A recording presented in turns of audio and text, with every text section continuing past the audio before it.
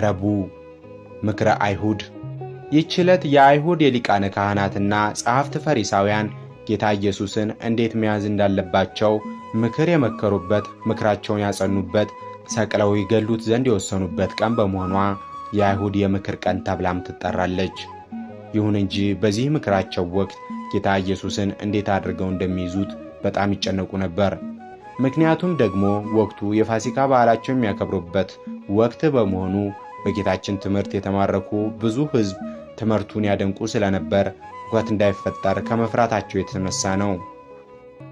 በዚህ ጭንቀትም ሳሉ ከደቀ መዛሙርቱ መካከል አንዱ የሆነው የአስቆሮቱ ይሁዳ ከመካከላቸው ተገኝቶ ጌታ ኢየሱስን እርሱን በመሳም አሳልፎ እንደሚሰጣቸው፣ ለዚህም ተግባሩ 30 ብር ወረታውን እንዲከፍሉት፣ በዚያን ጊዜ የነበሩ ካህናትም ከእርሱ ጋር በመስማማታቸው የምክራቸውም ተባባሪ በመሆኑ ጭንቀታቸውን አስወግዶላቸዋል። የመልካም መዓዛ ቀን።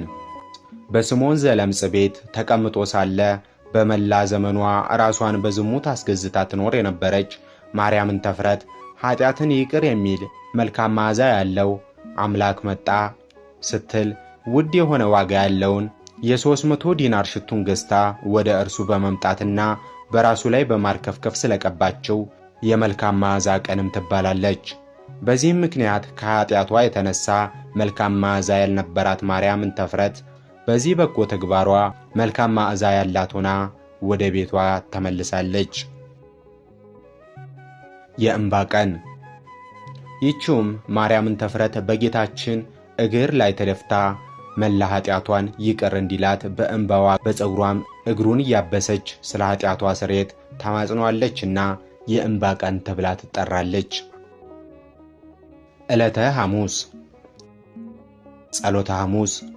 በዕለተ ሐሙስ ጌታችን መድኃኒታችን ኢየሱስ ክርስቶስ እርሱ የዓለም መድኃኒት የሰው ልጆችን ልመና የሚቀበል አምላክ ሆኖ ሳለ በዚች ቀን በአትክልቱ ቦታ ገብቶ አይሁድ መጥተው እስኪይዙት ድረስ ሥጋን የተዋሃደ ፍጹም አምላክ ፍጹም ሰው መሆኑን ለማጠየቅ ለአርያነት ይጸልይ ስለነበር ይህች ዕለት ጸሎተ ሐሙስ ተብላ ትጠራለች። ጌታችን በዚህ ዕለት ደቀ መዛሙርቱን አብዝቶ ሲያስተምራቸው ሲመክራቸው ቆይቶ ነበር። ዓይኖቹን ወደ ሰማይ አቅንቶም እርሱ ከአባቱ ጋር አንድ እንደሆነም ነግሯቸዋል። ከዚያም ለብቻው ፈቀቅ ብሎ ወዙ በመሬት ላይ እስኪፈስ ከሰገደና ከጸለየ በኋላ ወደ ደቀ መዛሙርቱ ሲመለስ ተኝተው ስላገኛቸው ከተኙበት ቀስቅሶ 1 ሰዓት ያክል እንኳን ከኔ ጋር መትጋት አቃታችሁን? ወደ ፈተና እንዳትገቡ ትጉና ጸልዩ ብሏቸዋል። ከዚህም በኋላ እርሱ ከባሕሪ አባቱ ከእግዚአብሔር አብ ጋር ስላለው አንድነትና ክብር ለሐዋርያት ካስተማራቸው በኋላ ኢየሱስም ይህን ተናግሮ አትክልት ወዳለባት ስፍራ ወደ ቆድሮስ ወንዝ ማዶ ከደቀ መዛሙርቱ ጋር ወጣ። በዚያም ገባ ተብሎ እንደተጻፈ ከደቀ መዛሙርቱ ጋር ለጸሎት ወደ አትክልቱ ስፍራ ሄደ።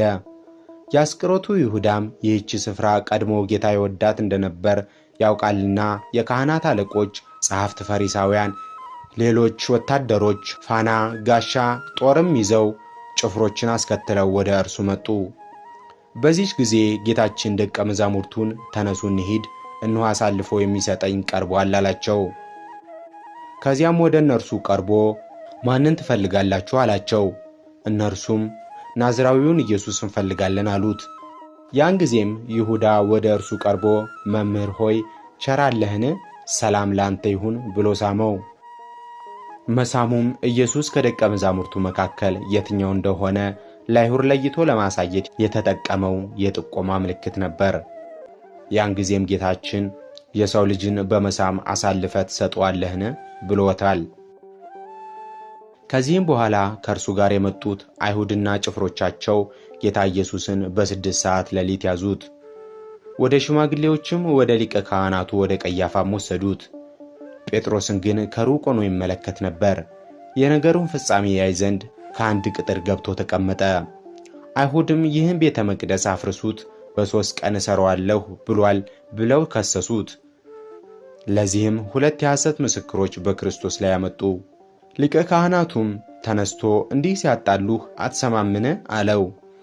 ጌታችን ግን ምንም አልመለሰለትም። ሊቀ ካህናቱም ክርስቶስ ተብሎ የተነገረልህ የእግዚአብሔር ልጅ አንተ እንደሆንክ ንገረኝ አለው። ጌታችንም አንተ አልክ አለው።